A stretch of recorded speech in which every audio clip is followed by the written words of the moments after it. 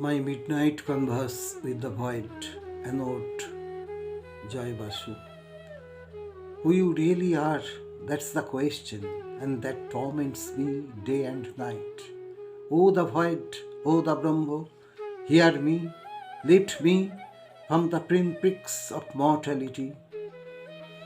I am none and nothing, yet a being as small and as big that none of you, the mortals, can ever conceive. For once, for me, for a moment, reveal yourself, manifest yourself, pitying this devotee of you. How can I, dear, as I am in my quintessential being, quite unrevealable, quite unseeable, and quite unconceivable? You can't see and hear me, as I am the dead stillness absolute and disembodied, yet to your five senses and to your vision, my beingness is there, palpating in my infinite, numberless manifestations, in the eternal, evolving and transforming flux of matter and energy. By default, I am present everywhere, visible nowhere, above, within, and beneath.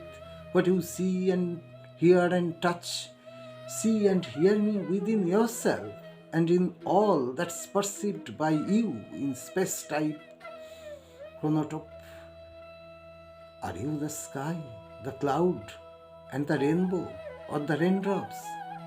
Yes, so I am in manifestation.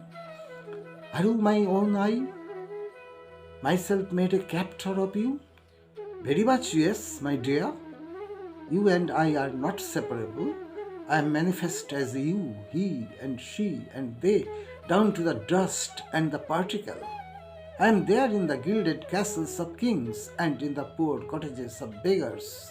I do dwell across the womb and the cradle and the grave.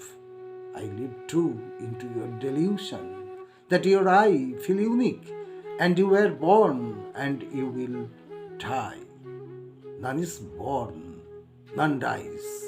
To be manifest in ranging from constellations to a handful of grains swirling off in wind is but my creative lust, the sole attribute of my transsingular, non-numeric self-essence. I please myself in my solitude with a cosmic pageant of life and death, like bubbles frothing up to burst and splitting into their myriad kinds, destined to remerge into me, their finite terms over. How can I feel you, my void God, my Brahma? Feel you never me by default again, as you are a creature of your Creator, who is the cause and effect of creation at once, in time and space proceeding from my soul and solitary self, ever unmanifest, undifferentiated and absolute.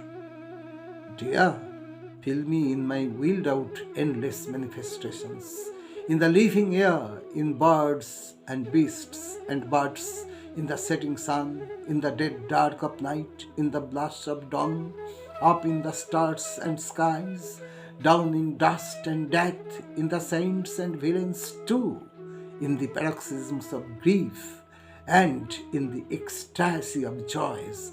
Fill me down the dusty path to grave.